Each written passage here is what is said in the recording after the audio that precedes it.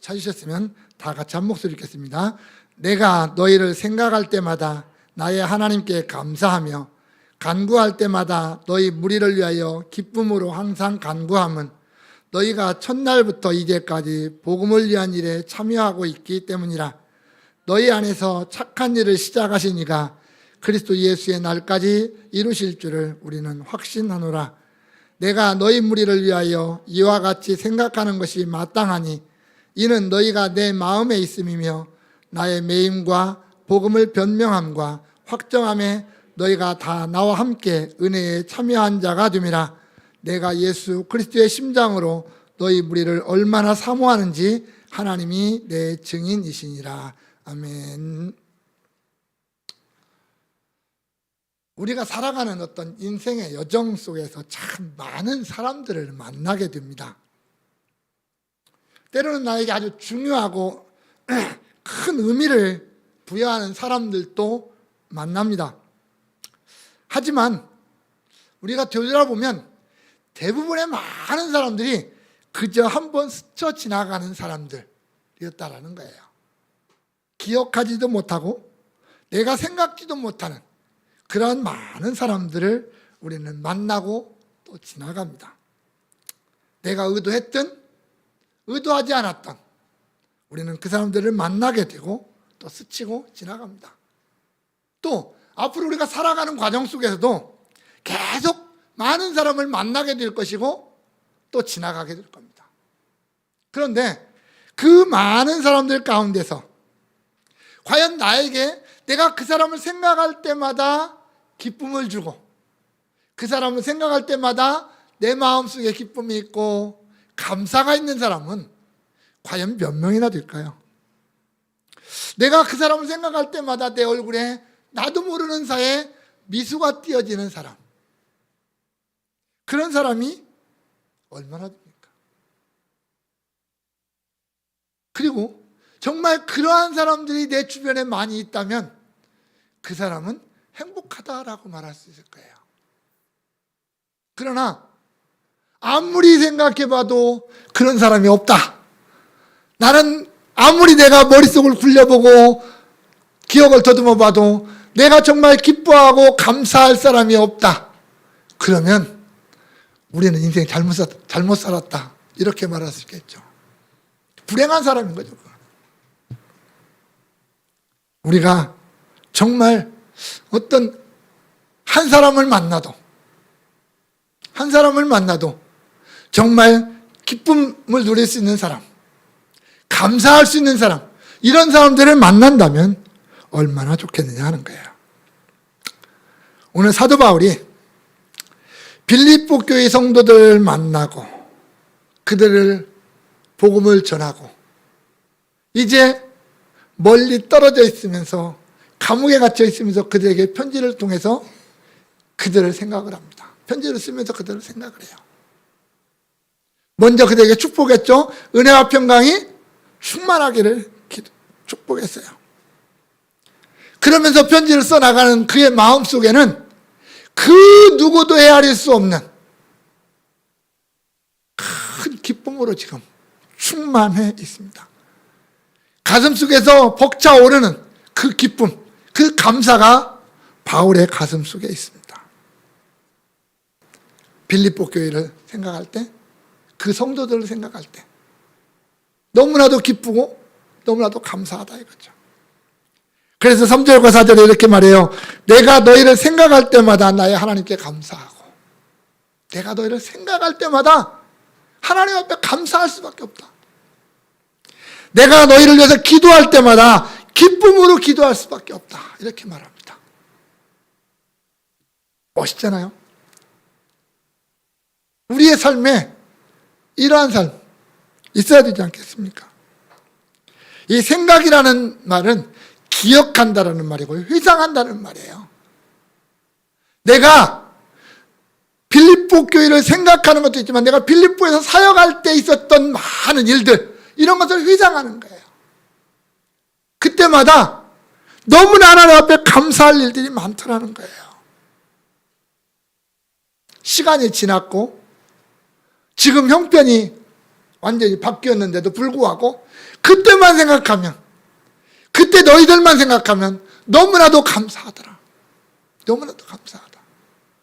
하나님이 어떻게 우리에게 이렇게 행하셨을까라고 하는 그것 때문에 감사할 수밖에 없었어요.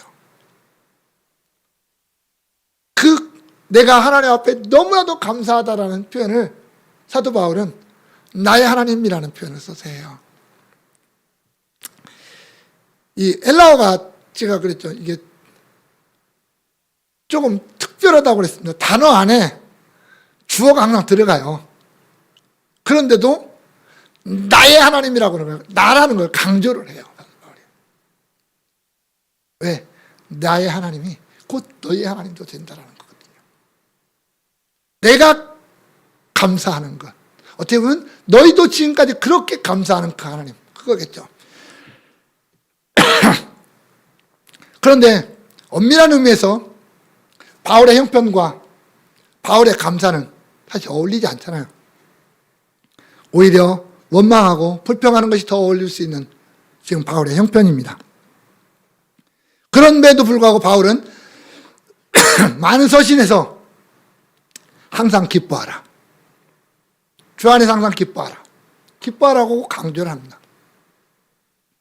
그런데 오늘 본문에서 바울은 말하자면 나는 그렇게 말로만 기뻐하라고 하지 않는다 이거죠.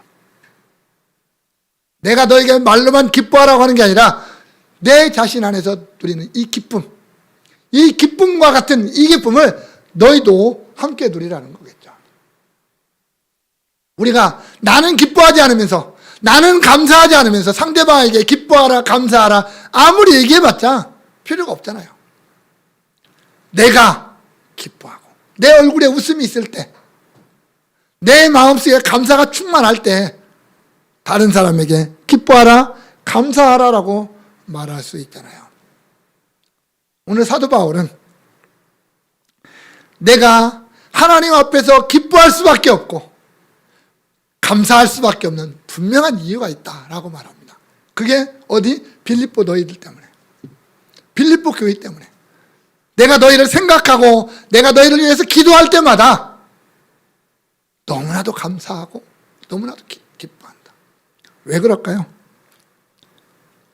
바울이 그렇게 기뻐할 수밖에 없고 감사할 수밖에 없었던 구체적인 제목들이 뭘까요? 그 제목들은 어떻게 보면 오늘 우리의 것이에요. 단순히 빌립보 교회 것만이 아니에요. 오늘 우리의 모습이 거기에 있어요.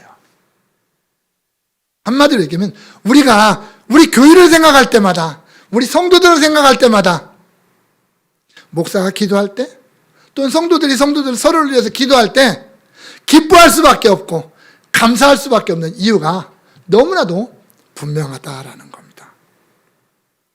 첫 번째 기도 제목, 첫 번째 감사의 제목이 뭐냐면 복음을 위한 일에 참여하고 있기 때문이다라는 거예요. 5절에 너희가 첫날부터 이제까지 복음을 위한 일에 참여하고 있기 때문이라 이렇게 말합니다. 이 첫날이라는 것은 사도 바울이 빌립보에 들어가서 복음을 전하기 시작한 날을 가리키는 말입니다. 이게 이미 몇 년 지났죠. 시간이 한참 지나간 첫날이에요. 그리고 이제라는 말은 지금이에요. 내가 로마 감옥에 갇혀 있고 내가 편지를 쓰고 있는 지금, 이제예요. 그런데 그날부터 지금까지 변함없이 빌립보 교회가 복음을 위한 일에 참여하고 있다라는 거예요. 다시 말하면 바울과 빌립보 교회를 연결하고 있는 중심에 뭐가 있어요? 복음이 있습니다. 우리가 잘 알죠. 복음이 뭡니까? 유앙겔리온이라는 말 들어봤죠? 좋은 소식을 전한다. 좋은 소식이라는 뜻이죠. 신약에요, 복음이라는 단어가 76번 나옵니다. 학자들이 참 이런 거 잘 정리해놔요. 76번 나와요. 그런데 바울이 60번, 60번을 사용합니다. 16번만 다른 데서 사용하고 바울이 60번을 사용을 해요. 그만큼 바울은요, 이 복음이라는 단어를 진짜 좋아했어요. 누구처럼. 우리 교회 어떤 목사님이 복음이라는 단어를 너무 좋아해갖고 지나칠 정도로 좋아하시는데 바울도 진짜 좋아하는 단어가 이 복음이라는 단어입니다. 그런데 성경에서 이 복음이라는 단어가 초판기에 바울이 쓰기 전에 초창기에 복음은 그냥 단순히 좋은 소식이었어요. 그 안에 어떤 깊은 의미가 담긴 게 아니라 그냥 기쁘고 즐겁고 좋은 소식, 이것이 복음이었어요. 그런 의미로 쓰여졌어요. 요한겔리온이라는 단어가. 그런데 바울이 이 단어를 사용하면서 이게 그 안에 어마어마한 의미를 담고 사용이 되기 시작을 합니다. 뭐예요? 우리가 잘 아는 대로 하나님께서 예수 그리스도 안에서 우리의 죄를 사하시고 원수된 우리와 화해하셨다라고 하는 이 소식이에요. 이게 복음이에요. 죄로 말미암아 영원히 죽었던 우리를 예수 그리스도로 말미암아 다시금 살리시고 우리 안에 영원한 생명을 주시고 우리에게 자녀 삼으시고 우리에게 영원한 천국을 보장해 주셨다. 이게 복음이다라는 거예요. 사도 바울은 거기까지 나가는 거죠. 복음이 뭐냐라고 할 때. 그래서 사도 바울은 거기에 목숨을 걸었어요. 그가 가는 곳마다, 그가 복음을 전하는 곳마다 그 내용을 전할 수밖에 없었던 거예요. 오늘 우리가 알고 있는 복음의 내용이 거기에 담겨져 있죠. 그 복음이 지금 바울과 빌립보를 연결하고 있어요. 그 얘기는 뭐냐면 빌립보 교회 성도들이 바울이 그렇게 전했던 그 복음을 변질시키지 않고 붙들고 살고 있다는 거예요. 또한 그냥 단순히 그 복음을 믿고 복음의 삶을 살아가는 정도가 아니라 참여하고 있다라고 했어요. 이 참여하고 있다라고 하는 단어가 좀 특이하더라고요. 원어로 코이노니아예요. 우리가 여러 번 들어봤을 겁니다. 코이노니아라고 하면 우리는 보통 뭘 생각하냐면 교제라는 걸 생각을 해요. 서로 나누는 것, 교제하는 것, 이것을 생각하는데 원래는 동역자, 동료, 어떤 그런 뜻에서 출발한 단어가 이 코이노니아라는 단어예요. 다시 한번 이것도 신약 성경에 19번이 등장을 합니다. 그 중에 13번을 바울이 써요. 바울이 써요. 그런데 이 코이노니아라는 단어를 바울은 두 가지 의미로 써요, 사실은. 하나는 하나님과의 관계 속에서 쓰고 또 하나는 성도들과의 관계 속에서 사용을 합니다. 하나님과의 관계 속에서는 하나님이 예수로 말미암아 우리를 회복시키시는 어떤 그런 모습을 나타낼 때 이 코이노니아라는 단어를 사용을 해요. 수평적으로 쓸 때는 우리가 아는 대로 교제하는 것. 성도들이 예수 그리스도 안에서 서로 교제하는, 나누는 어떤 그러한 모습을 나타낼 때 사용합니다.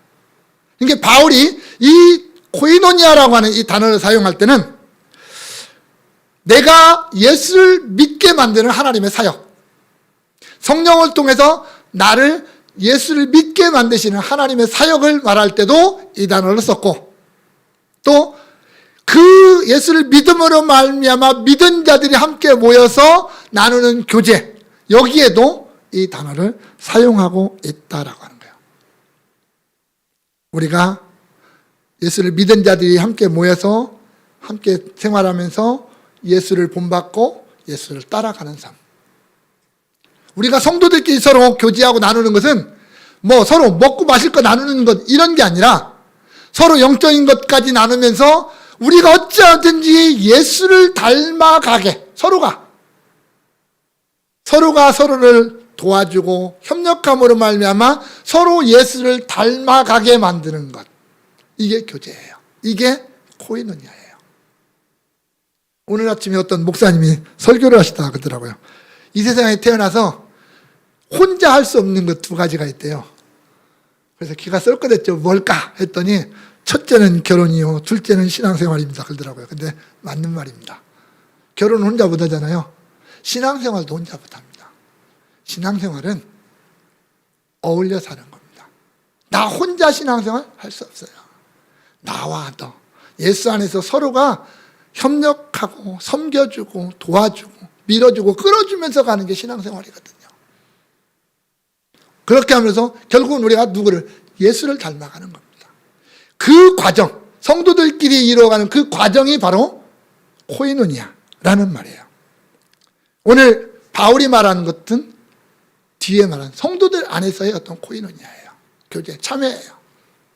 다시 말하면 복음을 위하여, 먹고 사는 것을 위하여가 아니고, 명예를 위하여가 아니고, 권력을 위하여서가 아니라 복음을 위하여 너희들끼리 또는 너희와 내가 서로 코이노니아 하고 있다라고 하는 거예요. 사실 바울이 복음을 전하러 다닐 때 환영받은 것이 별로 없잖아요. 어디 가든지 배척을 당했고 핍박을 받았잖아요. 사실 빌립보에도 복음 전하면서 매맞고 감옥에 갇히고 했잖아요.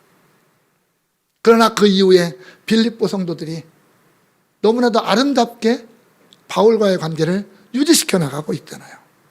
바울은 지금 그 모습이 빌립보 교회와 바울 자신과 이 가장 아름다운 이 모습을 그 코이노니아라는 단어로 표현을 해주고 있는 거예요.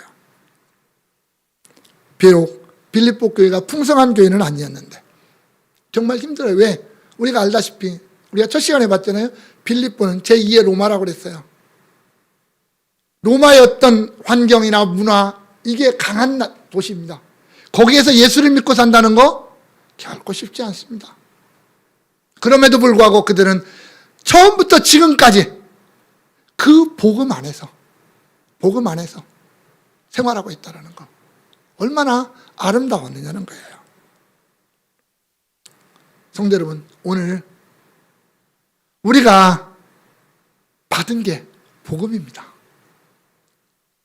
우리가 받은 게 복음입니다. 나를 이 자리에 세운 것도 복음입니다. 나로 하여금 오늘 살아가게 하는 원동력이 뭐냐면 복음입니다. 나의 영원한 소망이 뭐냐면 그 복음이 내 안에서 완성되어지는 것입니다. 내 안에서 예수가 완성되어지는 거죠. 내가 예수를 온전히 닮아가는 것.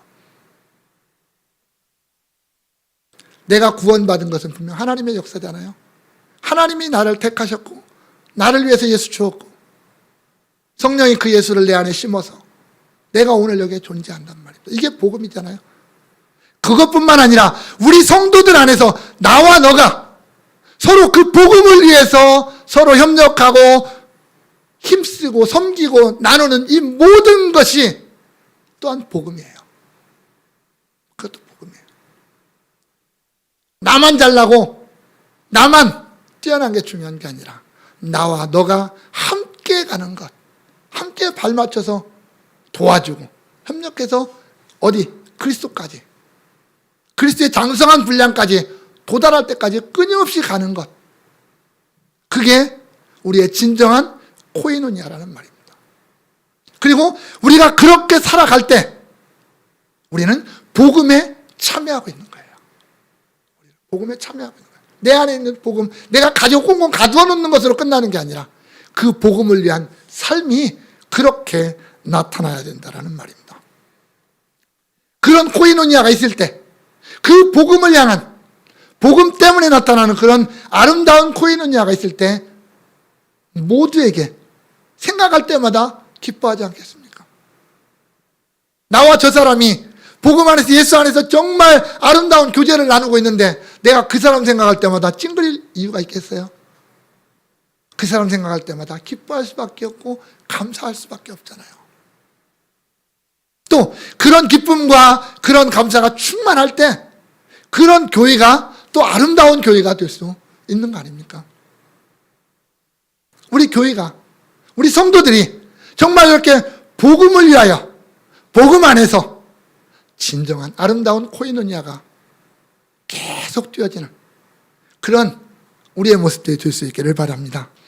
두 번째는 그리스도 안에서 선한 일을 이루실 것을 확신한다, 이렇게 말해요. 6절에 너희 안에 착한 일을 시작하신 이가 그리스도 예수의 날까지 이루실 줄을 우리는 확신하노라, 이렇게 말합니다. 참, 여기서 착한 일이라는 거, 착한 일. 과연 뭘까요? 착하다. 하나님이 착한 일을 하셨다라는 거거든요.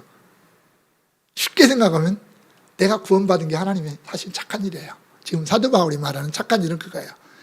너와 내가 하나님의 은혜로 말미암아 구원받은 일, 이게 착한 일이에요. 이게 하나님이 나를 저 영원한 죄악에서, 영원한 멸망에서 구원해 내신 일, 이게 하나님이 행하신 착한 일입니다. 내가 원해서도 아니고 내가 계획한 것도 아닌데 어느 날 하나님이 나를 진흙탕 속에서 건져내셨어요. 여러분, 구원이라는 게 어떤 걸까요? 이렇게 생각하시면 돼요. 이 세상 모든 사람들은요, 진흙탕 구덩이에서 살고 있어요. 어느 진흙탕? 죄악의 진흙탕 속에서 살고 있어요. 그럼 어떻게 됐겠습니까? 진흙탕 물로 다 뒤집어 써서 다 지저분하고 죄로 말미암아 쳐다봐 줄 수 없는 형편에 있는 게 이 세상 모든 죄인들의 형편입니다. 그런데 어느 날 하나님이 그 중에 진흙탕 속에서 뒹굴고 있는 나를 바라보신 거예요. 나를 바라보시고 어떤 마음을 가지세요? 긍휼히 여기시는 마음을 가져요.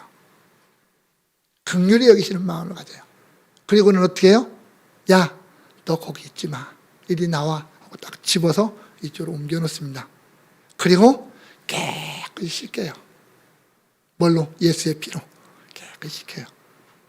그리고 그들에게 뭐라 그래요? 너 내 백성이야. 너 내 자녀야. 심지어는 너는 내 신부야 라고 말하죠. 그러니까 이제는 너는 나하고 살자. 이렇게 말씀하십니다. 이게 구원입니다. 진흙탕 속에서 아직도 뒹굴고 있는 사람도 있어요. 이게 하나님의 유기예요, 사실은. 하나님이 뭐 버리셨다라고 말하는 것은 하나님이 여기 있는 걸 갖다가 집어서 버리셨다는 게 아니라 그냥 내버려 두셨다라는 거예요. 그냥 죄악 속에다가. 이게 버림이고요. 하나님의 선택은 그 중에서 끄집어내다가 여기다 옮겨놓은 게 이게 선택이에요. 그게 우리들이라는 얘기예요. 이게 하나님이 행하신 착한 일이에요.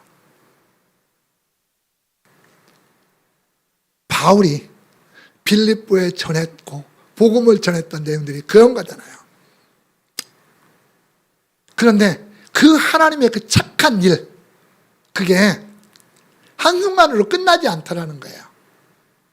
하나님이 끄집어내서 이쪽에다 옮겨놓고 깨끗이 씻어놓고 깨끗이 닦아놓고 이제 깨끗하지? 깨끗하게 살아? 해놓고 그래 이제 깨끗하게 살자 버려두는 게 아니에요. 그냥 놔두지 않습니다. 그들을 끊임없이 돌보시고 끊임없이 그들을 먹이고 입히고 씻기고. 왜? 그냥 놔두면 또 지저분해지거든요. 또 지저분해져요. 약해서 넘어져요. 다치고 볼품 없어져요 또. 그러니까 하나님이 늘 그들을 바라보셔야 되고 그들을 닦아주셔야 되고 그들을 상처를 치료해 주셔야만 되는 거예요. 그렇게 하신다는 얘기예요. 언제까지? 그리스도 예수의 날까지. 그리스도 예수의 날까지. 그리스도 예수의 날이 언제일까요? 주님 오시는 그날까지. 주님 오시는 그날까지. 잃어버린 아브라함의 자손들을 다 찾아서 구원하시는, 구원의 완성되는 날까지. 이걸 나 개인으로 적용하면 내가 주님 앞에 서는 날까지. 내가 이 땅에서 길게 100년 살고 마지막 날 내가 이 세상의 모든 사람들과 작별하고 주님 앞에 서는 그날까지. 그게 그리스도 예수의 날까지겠죠. 그날까지 하나님이 나를 예전에 나에게 행하시던 그 착한 일을 한 번만 딱 행하시고 끝나는 게 아니라 계속 행하신다는 거예요. 이걸 우리 전문적인 용어로 성도의 견인이라고 말하죠. 하나님이 끝까지 견인해 가신다는 거예요. 견인이라는 것은 우리 생각하시면 알아요. 견인차, 레카차 말하는 생각이에요. 끌고 가잖아요. 그냥 뒷차는 앞차에 끌려가는 거잖아요. 하나님 우리를 이렇게 끌고 가신다는 거예요. 어디까지? 천국까지. 그게 성도의 견인이죠. 그 끌고 가시는 과정 속에서 우리는 날마다 하나님의 돌보심과 하나님의 씻겨주심 속에서 우리는 성화되어 가는 거죠. 예수를 닮아가는 거죠. 주님이 그렇게 하시겠다라는 거예요. 그렇게 하실 것을 바울이 어떻게 해요? 믿는다라는 거예요. 확신한다 이렇게 말해요. 성도 여러분, 우리 이 믿음 가지고 있잖아요. 우리가 이 믿음이 없으면 신앙생활 못해요. 내가 과거에 내가 예수님 나의 주로 고백했다 해서 다 끝나버렸다고요? 아니에요. 그렇게 해가지고 우리의 모든 신앙이 다 끝나버린 거 아니잖아요. 우리의 신앙생활은 날마다 성화되어 가는 삶 아닙니까? 완성되어져 가는 삶. 그날이 언제까지? 주님 앞에 설 때까지. 그리스도 예수의 날까지 우리는 계속적으로 성화되어져 가야 되는 거예요. 그런데 그걸 누가 하느냐? 내가 하는 게 아니에요. 하나님이 하시는 거예요. 착한 일, 구원하신 그 하나님이 나를 그렇게 성화시켜 가신다라는 거예요. 그것을 믿어요, 내가. 믿어요. 근데 내 모습을 쳐다보면, 그걸 믿기는 하는데 내 모습을 잠깐 그걸 지켜놓고 내 모습을 쳐다보면 하나님이 과연 나 같은 놈도 사랑하실까 생각하잖아요, 우리. 왜? 너무 자꾸 넘어지고 너무 자꾸 실수하고 하나님 앞에 너무나도 부끄러운 우리의 모습이니까 우리 마음이 자꾸 흔들리잖아요. 내가 과연 구원받은 사람일까? 내가 이 모양 이 꼴로 살아가는데 이게 구원받은 사람의 모습일까? 우리 가끔 의혹을 가질 때도 있잖아요. 그런데 오늘 사도 바울은 뭐라고 하냐면 아니다. 하나님이 나에게 착한 일을 시작하셨으면 반드시 그리스도 예수의 날에 나를 완성하실 것이다. 이것을 믿는 거예요. 비록 나는 부족하고 연약하고 모자라도, 나는 모자라도 우리 하나님이 나를 그렇게 확실히 만드실 거다라는 것을 믿는 거예요. 하나님이 내 안에 씨앗을 심으셨다면, 하나님이 내 안에 빛을 비추셨다면 그건 사라지지 않는다. 그것은 내 안에서 반드시 자라서 열매를 맺게 되어져 있고, 그 빛은 나로 하여금 그 빛이 내 안에서 밖으로 펼쳐져서 세상에 하나님의 영광의 빛으로 드러나게 하나님 자신이 만들어 가실 거라는 거예요. 이것을 확신하는 거예요. 그러니까 기뻐할 수 있는 거예요. 목사가 참 성도들을 생각할 때마다 한숨이 푹푹 나옵니다. 솔직히 인간적으로 양 목사님하고 저하고 둘이 앉아서 한숨 푹푹 쉴 때 많습니다. 그러면서도요, 감사한 건 뭔지 아세요? 이 말씀 때문에 그래요.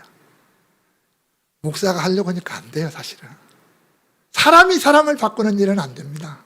그러나 우리 하나님은 하실 거라는 걸 믿는 거예요. 그걸 믿기니까 가는 거예요. 어쩔 수 없어요. 제가 여러분들을 위해서 아무리 소리를 지르고 아무리 하나님 앞에 매달려도요, 내가 못해요. 할 수 없어요. 하나님이 여러분들의 마음을 만드시고 하나님이 여러분의 삶에 개입하실 때 바뀌는 거예요. 그거 해달라고 기도할 수밖에 없어요. 그리고 하나님이 언젠가는 그렇게 하실 것이다라는 것을 믿고 감사할 수밖에 없고, 그걸 믿으니까 여러분들을 볼 때 웃을 수 있고 감사할 수 있는 거예요. 솔직한 얘기입니다. 제가 성도들 한 사람 인간적으로 만나면, 쳐다보면 그 사람이 얼마나 위대해서 그들을 기뻐하고 그들을 볼 때 감사하겠어요. 그거 아니잖아요. 그러나 정말 우리 안에 있는 하나님의 은혜, 내 안에 있는 하나님의 은혜가 당신 안에도 분명히 있다는 걸 믿기 때문에, 그리고 그 하나님이 당신을 완성해 갈 거라는 걸 믿기 때문에 쳐다볼 때 감사할 수 있고 바라보고 웃을 수 있고 기뻐할 수 있는 겁니다. 오늘 사도 바울이 빌립보 교회를 생각하면서 그래서 감사하고 기뻐하는 거예요. 빌립보의 성도들이 위대해서 그들이 잘나서 그게 아니잖아요. 예수 안에서, 하나님 안에서, 복음 안에서 그렇게 되어질 것을 믿기 때문에 기뻐하고 또한 감사한다, 이렇게 고백하고 있는 겁니다.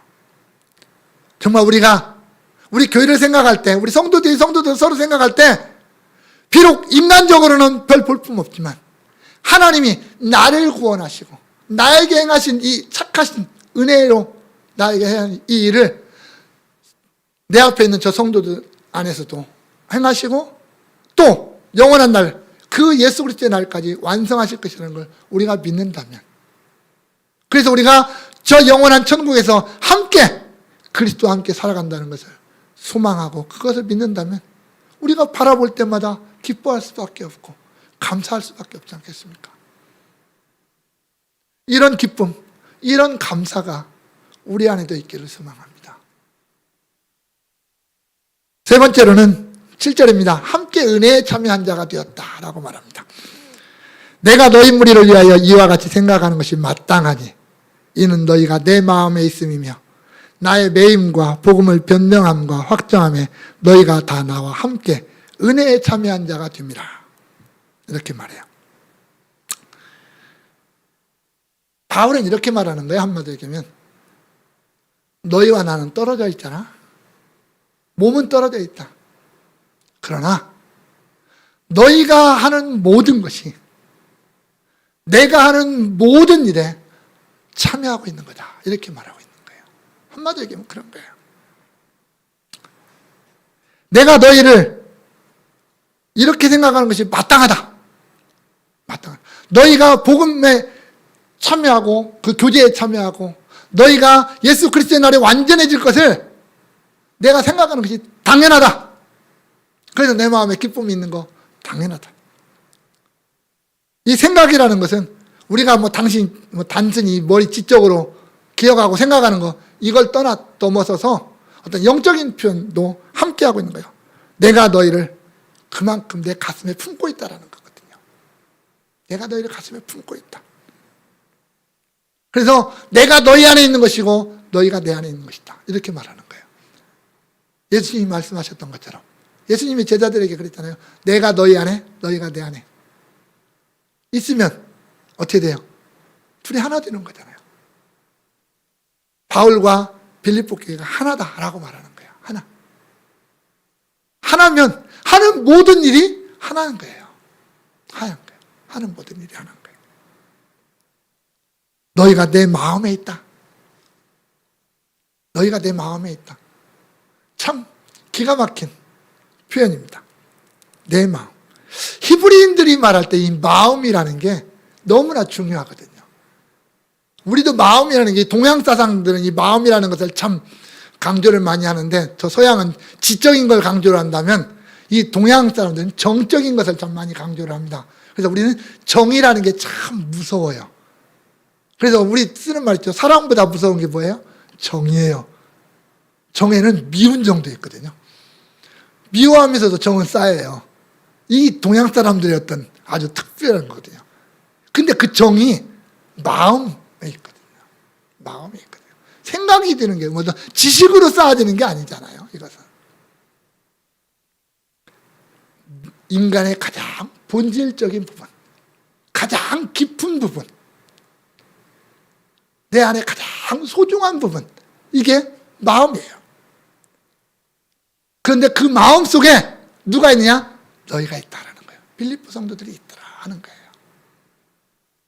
거꾸로 얘기하면 빌립보 성도들의 마음 속에 빌립보 성도들의 가장 중요한 곳에 누가 있어요? 바울이 있더라는 거죠. 서로가. 그런 거예요. 그래서 하나가 되었다라는 거예요. 왜? 저들이 나의 매임에 함께하고 있고 내가 감옥에 갇혀 있는데 나만 갇혀 있는 줄 알았는데 빌립보 교회 성도들도 마음으로 나와 함께 갇혀 있더라는 거예요. 너는 갇혔으니까 네 마음대로 나는 몰라라. 이게 아니라 그 갇혀 있는 바울을 그냥 버려두지 않냐고 온 마음과 온 정성을 다해서 함께하고자 하는 빌립보의 성도들의 그 마음이 바울에게 지금 깊이 느껴지고 있는 거예요. 그래서 하나라는 거예요. 또 바울의 복음을 위한 사역, 복음을 변명하고 복음을 확정하는 이 사역에 그들도 함께 동참하고 있다 하는 거예요. 이게 이제 구체적으로 말하면 빌립보 교회가 바울을 위해서 연보를 해서 에바브로디들을 통해서 바울에게 보낸 사역, 이것을 이제 바울이 구체적으로 이야기를 하기는 합니다. 그런데 바울은 여기에서 그 얘기를 하지 않아요. 그 돈이 중요한 게 아니라 마음이 중요한 거예요. 마음이. 그렇게 하고자 하는 마음, 바울을 가슴속에 품고 있는 그 마음, 그게 훨씬 더 중요했다는 거예요. 그래서 바울은 먼저 그걸 이야기하는 거예요. 돈 얘기는 나중에예요. 저 뒤에 가서. 바울이 복음을 증거하는 사역. 때로는 가이사 앞에 복음을 전해야 되는 사역. 지금 바울이 로마 감옥에 갇힌 것은 가이사 앞에서 재판받기 위해서 지금 갇혀 있거든요. 그러나 재판 과정 속에 바울이 해야 될 일은 자기가 믿은 예수, 자기를 사도로 삼으신 예수, 내가 지금 핍박을 받게 된 근본적인 원인인 예수를 증거하는 자리가 될 거라는 말입니다. 바울은 그럴 수밖에 없잖아요. 그런데 그것은 어떻게 보면 목숨을 내건 일이기도 해요. 로마는 싫어하니까. 그런데 빌립보 교회가 그걸 동참했다? 쉬운 일은 아닙니다. 왜? 빌립보 교회 성도들은 로마의 시민들이기 때문에 그래요. 로마 시민권을 가진 자들이 그 시민권을 포기하고 하늘의 시민권을 가진 자로 살아가는 것. 이게 쉬운 게 아니라는 거죠. 사도 바울이 복음을 위해서 살아가는 그 사역에 그들이 동참하는 것. 쉬운 일은 아니라는 말이에요. 그래서 바울이 그 모든 사역을 이렇게 표현해요. 하나님의 은혜에 함께 참여하는 것이다. 이렇게 말하는 거예요. 함께 은혜에 참여하는 것이다.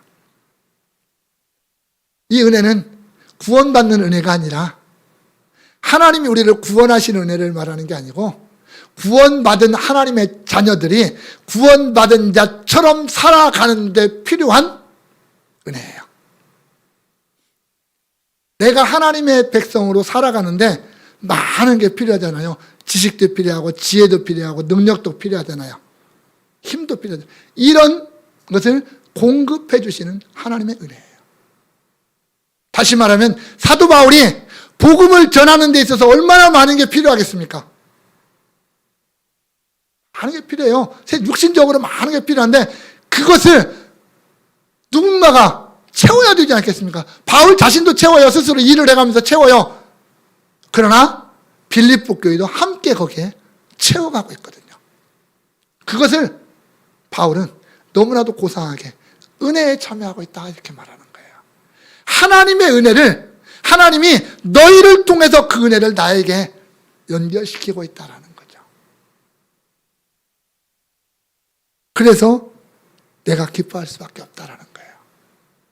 여러분, 우리 성도들 서로가 그런 거예요. 때로는 내가 하나님의 은혜의 역사에 직접적으로 쓰임을 받기도 해요. 그런데 나는 못하는데 옆 사람이 해요. 그것을. 옆 사람이 그걸 해요. 그 하는 일에 나는 뒤에서 도와주는 사람이 있기도 해요. 때로는. 그때 하나님의 입장에서 보면 내가 그 모든 일에 함께 참여하는 자가 되는 거예요. 우리가 보통 선교라고 하는 말을 많이 쓸 때 이런 얘기죠. 가든지 보내든지 해라 라고 하잖아요. 가든지 보내든지 해라. 그게 똑같은 말이에요. 가는 자가 있고 보내는 자가 있어요. 보내는 자가 간 자를 책임지는 거잖아요. 뒤에서 할 수 있도록. 그러면 간 자만 그 귀한 사역을 했느냐? 아니에요. 보낸 자도 그 사역에 동참한 거잖아요. 그게 은혜의 사역이에요. 은혜에 동참하는 거예요. 오늘 사도 바울은 그렇게 말하는 거죠. 내가 지금까지 너희를 만난 이후로 지금까지 했던 모든 사역, 나 혼자 한 게 아니라 너희가 함께 했다. 이렇게 말하는 거예요. 그러니까 그들이 감사할 수밖에 없죠. 그러니까 기뻐할 수밖에 없죠. 한마디로 이런 거죠. 목사가 목회를 합니다. 혼자 땀 흘리고 혼자 죽을 똥살똥 모르고 했어요. 혼자 다 했다고 말할 수 있을까요? 나 혼자 했다. 이렇게 말할 수 있을까요? 아니에요. 그렇게 할 수가 없어요. 성도들이 그 목사를 위해서 기도하고 동참하고 협력하지 않으면 아무것도 할 수 없어요. 목사는 그냥 혼자 서 있을 수밖에 없어요. 그잖아요. 성도들이 한 사람도 없으면 목사가 설교를 백날 하면 뭐 할 겁니까? 그것도 참여하는 거예요. 뭔가 교회가 일을 하는데 혼자 못하잖아요. 모든 성도들이 함께 동참하잖아요. 거기에 때로는 몸으로, 때로는 물질로, 때로는 시간으로 다 동참하고 있잖아요. 그래서 어떤 하나님의 일을 이루어요. 그러니까 한 사람만 기뻐하는 게 아니라 그 이루어지는 모든 일들을 바라보면서 모두가 다 함께 기뻐하는 거잖아요. 함께 감사하는 거잖아요. 잘난 사람 혼자 다 하는 게 아니라는 얘기잖아요. 오늘 사도 바울은 그렇게 말하는 거예요. 하나님이 내가 복음의 사역을 감당하는 이 하나님의 은혜의 이 사역에 너희를 은혜의 통로로 사용하셨다. 그러니 내가 너희를 생각할 때 기뻐할 수밖에 없고 감사할 수밖에 없지 않느냐. 그런 거예요. 우리 모두가 서로가 서로를 바라볼 때마다 내가 하나님의 백성으로 살아가는데 저 사람이 나의 은혜의 통로가 되고 내가 저 사람의 은혜의 통로가 된다는 것을 안다면 우리가 그 사람을 얼마나 귀중히 여기고 얼마나 사랑스럽게 여기고 얼마나 그 사람 때문에 기뻐하고 그 사람 때문에 감사하겠습니까? 우리는 정말 그런 관계가 되어야 된다는 거죠. 그런 기쁨과 그런 감사가 우리 안에 넘치기를 바랍니다. 8절에 내가 예수 그리스도의 심장으로 너희 무리를 얼마나 사모하는지 하나님이 내 증인이 되시느니라. 증인이시다. 이렇게 말합니다. 내가 너희 때문에 얼마나 기뻐하고 얼마나 감사하는지, 내가 너희를 얼마나 사랑하는지 너희들이 알아주고 몰라줘도 우리 하나님은 아신다라는 거죠. 우리 하나님은 아신다. 이게 얼마나 참 중요한 말입니다. 하나님이 알아준다. 세상 사람들은 다 나를 몰라줘도 우리 주님이 나 알아주시면 되잖아요. 그거면 되잖아요. 주님이 나를 알아주신다. 이것을 우리가 자꾸 잊어버리니까 우리는 불평하게 됩니다. 주님이 알아주시는데 세상 사람들이 나 좀 덜 알아주면 어때요? 주님이 알아주시면 되잖아요. 그거면 되잖아요. 그건 만족하잖아요. 주님이 내가 주님 앞에 섰을 때 그래 잘했다. 그 한마디면 되잖아요. 오늘 바울은 그거예요. 그 마음속 깊은 곳에서부터 우러나오는 기쁨과 감사. 그것은 세상 사람들이 안 알아줘도 된다는 거예요. 우리 하나님은 알고 계신다. 그만큼 내 마음이 진실하다라는 것을 지금 보여주고 있는 거죠.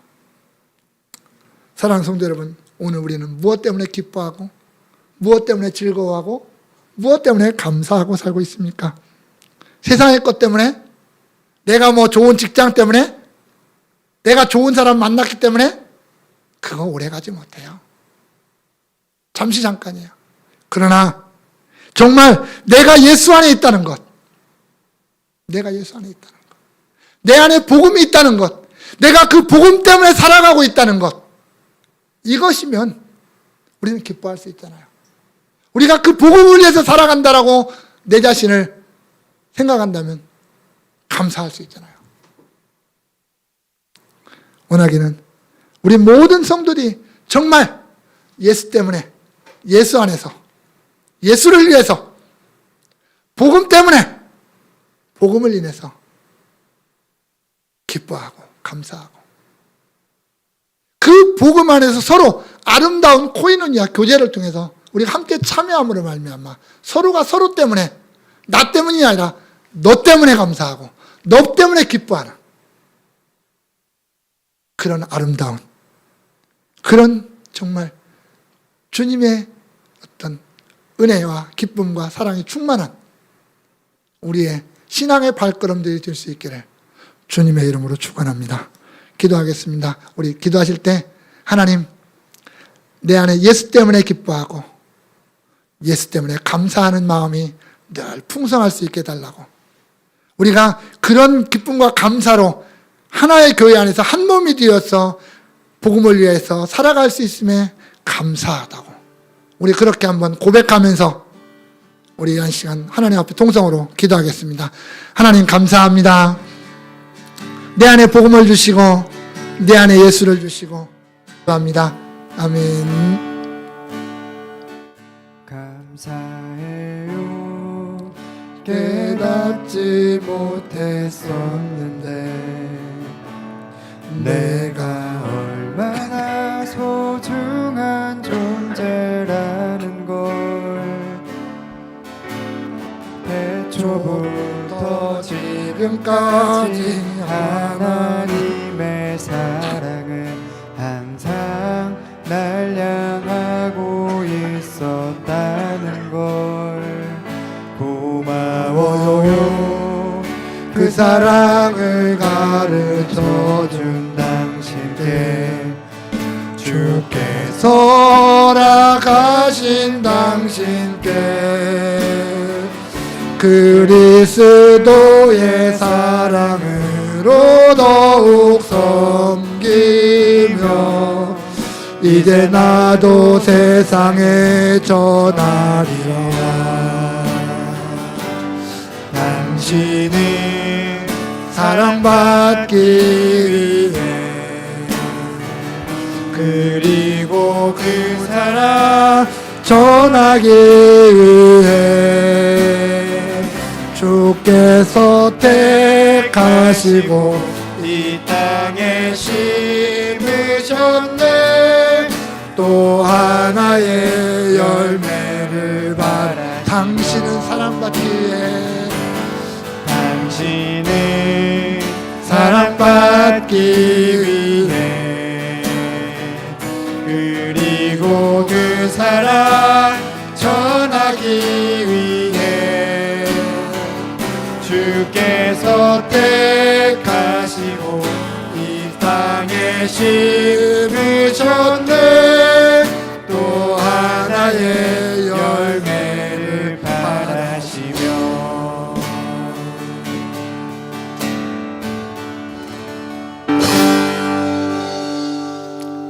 길과 진리와 생명이 되신 우리 주 예수 그리스도의 은혜와 그 아들 통해서 우리를 구원하신 하나님 아버지의 그 놀라우신 사랑과 오늘 또 우리와 함께 하시고 우리 안에 참된 기쁨과 풍성한 감사로 충만케 하시는 성령님의 역사가 여기 모인 주의 백성들 머리머리 위에 이제로부터 영원까지 함께 있을지어다. 아멘. 빛의 영이 자유